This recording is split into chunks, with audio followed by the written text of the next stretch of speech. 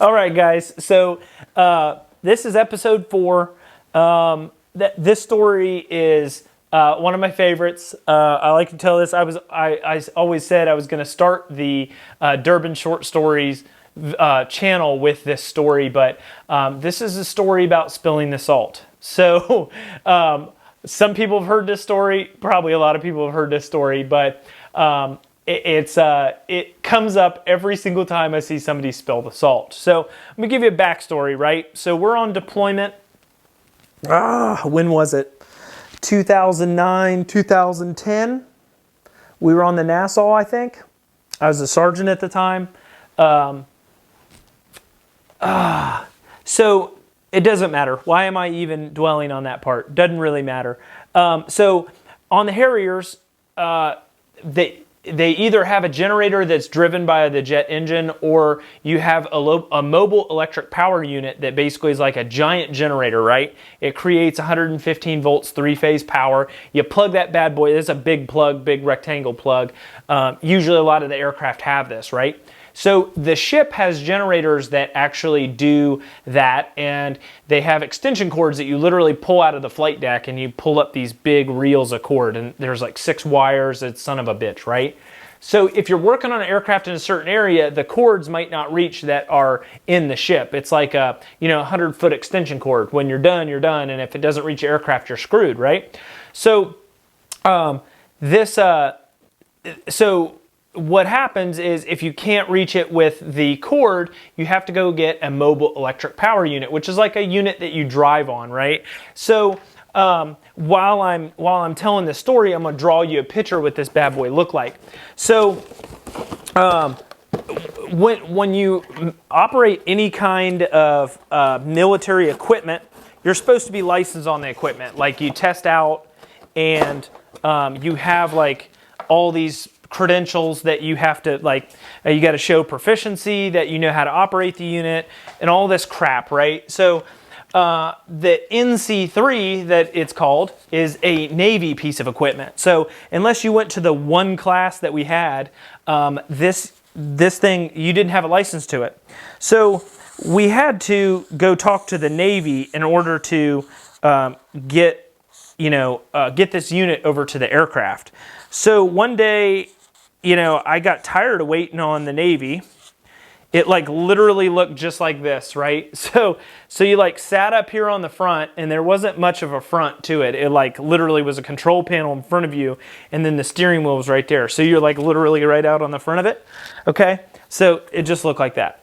So I got tired of waiting on the Navy to bring the mobile electric power unit over to the aircraft. I mean, they would take like sometimes up to an hour because they were lazy fucks and they didn't care. They were like, the Marine Corps dudes want the NC3 again. So one night I went to their shack and I said, hey, if we have the license for this, can I just snag it whenever I want and, and take it? And they're like, oh, you have a license for it? And I'm like, well, fuck yeah. Like, I thought I wasn't able to drive it because we were on the ship, and they're like, oh no, dude, like if you have a license for it, you can drive it, you can come get it whenever. I'm like, sweet. So I've been driving this thing for like months, right? I've been the savior. Everybody's like, go get Durbin. He can go get the NC3 and hook it up. So like everybody comes down to me. I'm like, man, again, like go get the NC3, right? So I didn't have a license, nothing. I like literally just like bullshitted the Navy dude. And like now I'm driving this bad boy around for fucking everybody. All right. So that's the backstory. So one night at Mid-Rats, if you don't know what Mid-Rats is, it's midnight rations. It usually starts at like 11 to midnight. It's basically lunch for the night crew guys. So we are at Mid-Rats. I'm with Galvan, and I think a couple other of the younger guys from the shop were there. Me and Galvan were 2 sergeants that ran night crew. And me and Galvan are at Chow, and I had accidentally spilled the salt. So Galvan's like, oh no, man, you better throw it over your shoulder. He's like, oh shit. And I was like, man, fuck that. I'm not superstitious. Fuck that shit. So I like turned the salt up and then tipped it over again and turned the salt up and tipped it over again. And Galvan's like, oh no, dude, don't, and he's real superstitious. So I'm like, man, fuck that. No way. I'm like, I'll tip it over again. I don't give a shit, right? So Galvan's like, man, you're going to pay for that, or, you know, whatever. So life goes on. We go back up to work. It's like 2, 3 o'clock in the morning, right? And we're getting ready for these birds to go out for a mission the next day to go drop bombs on target.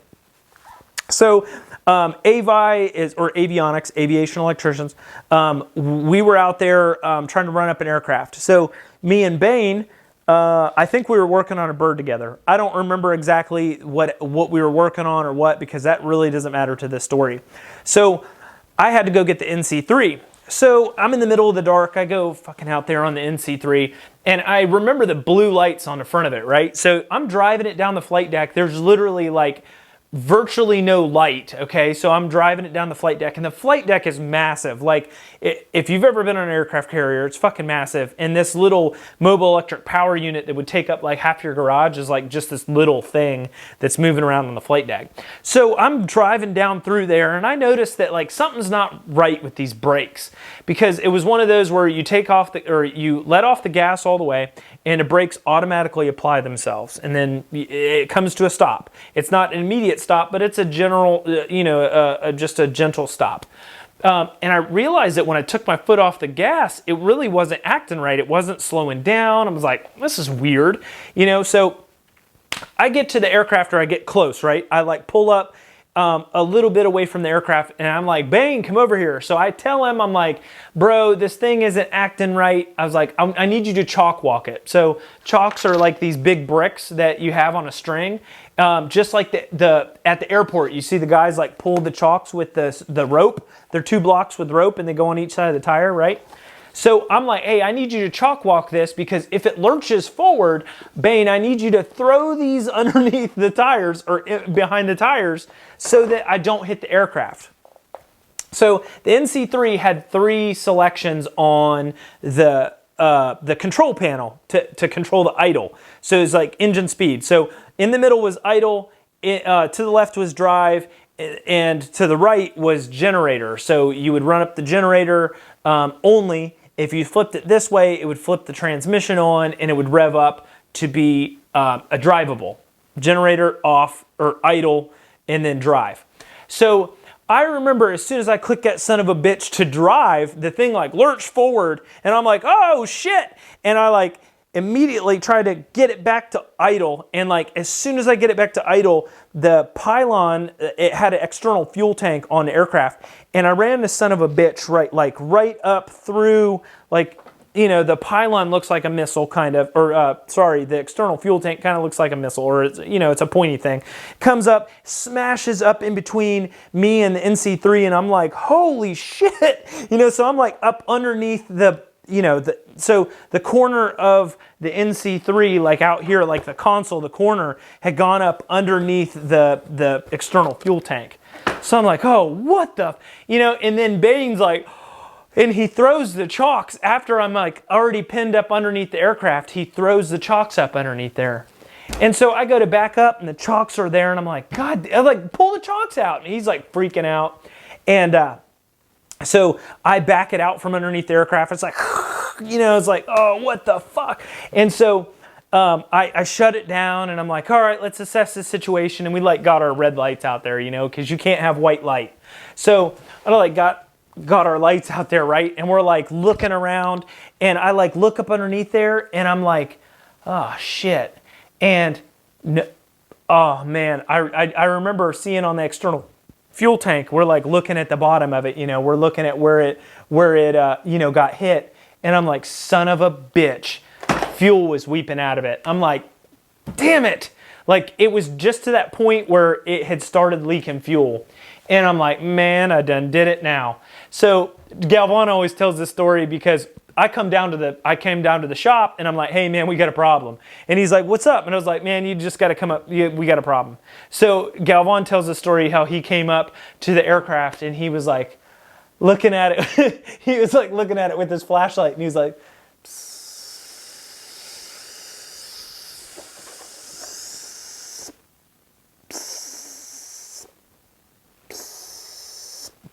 and he's like, I think we have to tell somebody. And I was like, God, oh, please no. And I'm like, oh, please no. So we're like, Galvan and me are like the guys running the desk, so we have to go tell quality assurance. So I'll never forget, Sergeant Hiltz-Vital was down there in quality assurance. And we go down there, he's a night crew guy. And I go, hey man, I fucked up. I fucked up. And he's like, what? He's like, what's up? And I said, you know, I accidentally ran the NC3 underneath one of the external fuel tanks and I punctured it. And he goes, no worries, man. He's like, it's all good. You just, you know, it happens. You know, you got your license and everything, so we cool. And I was like, that's the problem, is I don't have a license. And he goes, oh, God. Oh, no.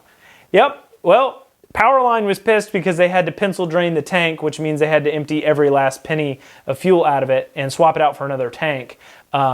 Sergeant Hiltz-Vital told me that if I hadn't had punctured the tank, that we could have just left it exactly how it is, because we're always running into stuff with them. So literally, I was millimeters from not having a punctured fuel tank and being fine. It went through a Navy investigation. It turned out there was like $86,000 worth of damage because I damaged the NC3 and the external fuel tank. A lot of shops were pissed because it was a mission-ready aircraft and I downed it for the next day. I got my qual pulled for 30 days. And Galvan reminded me that I spilled the salt. So anytime I spill the salt, I throw that son of a bitch over my shoulder from here on out. That's my story.